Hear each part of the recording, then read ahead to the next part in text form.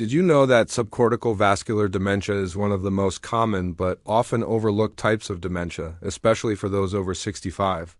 It's a condition that affects the brain's deep structures, impairing memory, movement, and cognitive function. But the worst part? Most people miss the signs, and it often goes undiagnosed for years. In today's video, we're going to discuss 8 key signs of subcortical vascular dementia that most people miss, especially number 5, which could change everything. If you or a loved one is over 65, this video could provide you with the crucial knowledge. You need to spot the early warning signs and take action before it's too late. As we age, our bodies go through many changes, and our brains are no exception. One of the most concerning changes is the potential for vascular dementia, specifically subcortical vascular dementia, SVD. This condition is often caused by damage to the blood vessels in the brain, leading to problems with cognition, memory, and even movement. Sadly, many people don't recognize the early signs, and because the symptoms can be subtle and similar to other conditions, it often gets misdiagnosed. In today's video, I'll be taking you through the 8 signs of subcortical vascular dementia that many people miss, especially the 5th sign, which is crucial to recognize early. One of the earliest signs of subcortical vascular dementia is subtle memory impairment. This might look like forgetting appointments, misplacing items, or having trouble remembering someone's name or a recent conversation.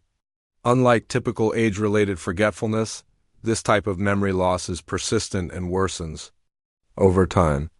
It's easy to dismiss these memory issues as just getting older, but they can be a sign of something more serious. In subcortical vascular dementia, the blood flow to the brain's deeper structures is disrupted, affecting areas like the hippocampus that are responsible for memory processing. This is why early memory problems are one of the first clues of the disease. Another early sign is difficulty with complex tasks. You might notice that tasks that once came easily, like planning a meal, balancing a checkbook, or following through on multiple steps in a project, now feel overwhelming. You may start to feel like you're forgetting steps or losing track of time while trying to complete an activity.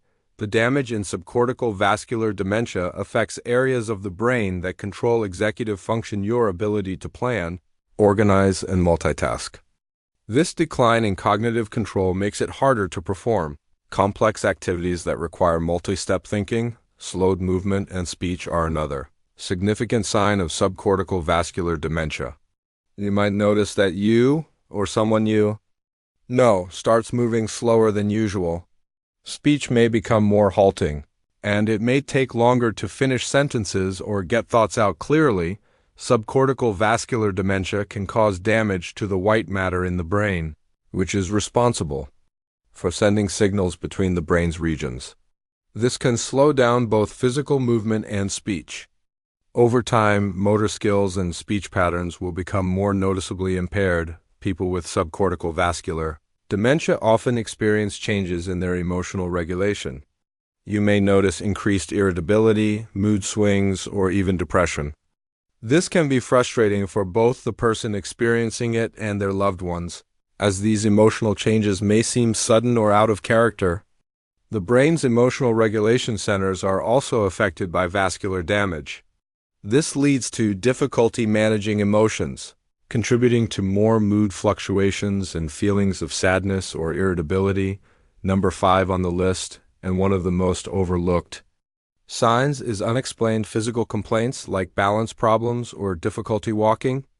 If someone suddenly starts tripping over things, feels dizzy when standing up, or seems unsure of their steps, this can be an indicator of subcortical vascular dementia. Damage to the subcortical structures can impair the brain's ability to coordinate and control movement.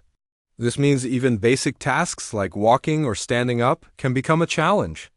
It's often overlooked because these symptoms are sometimes chalked up to old age or minor falls. Another sign that you might notice is difficulty with bladder and bowel control. This can look like an increase in urgency or accidents, something that many people are too embarrassed to talk about. Vascular damage in subcortical dementia can also affect the brain's control over the bladder and bowels. It impacts the signals between the brain and the body's ability to control these functions, leading to increased incontinence or urgency. A noticeable symptom in those with subcortical vascular dementia is apathy, a lack of interest in things that once brought joy. You might find that you or someone you know has lost interest in activities they once loved, such as hobbies, socializing, or even basic daily tasks. The damage to the brain's frontal lobes, responsible for motivation and planning, leads to a decrease in the drive to engage. This can cause social withdrawal and a general sense of detachment from life. Finally, difficulty sleeping is often a sign of subcortical vascular dementia. People with this condition may experience disruptions in their sleep, like trouble falling asleep, waking up frequently throughout the night, or feeling unrested in the morning. The brain damage in subcortical vascular dementia can disrupt the normal sleep-wake cycle. The brain regions responsible for regulating sleep are affected, leading to poor sleep quality. Subcortical vascular dementia can sneak up on you, especially because many of its signs overlap with normal aging or other conditions. However, if you notice any of these 8 signs, particularly number 5, which is often missed, it's important to seek medical advice. Early detection is key to managing and treating the condition. While there's no cure, early intervention can make a significant difference in managing symptoms and improving quality of life. So, if you or a loved one is over 65, keep an eye out for these symptoms and make sure to reach out to a healthcare provider if you're concerned. If you found this video helpful, please like, comment, and subscribe for more tips on aging well and maintaining cognitive health. Let us know in the comments if you've noticed any of these symptoms and share your experiences. Stay healthy, stay informed, and we'll see you in the next video.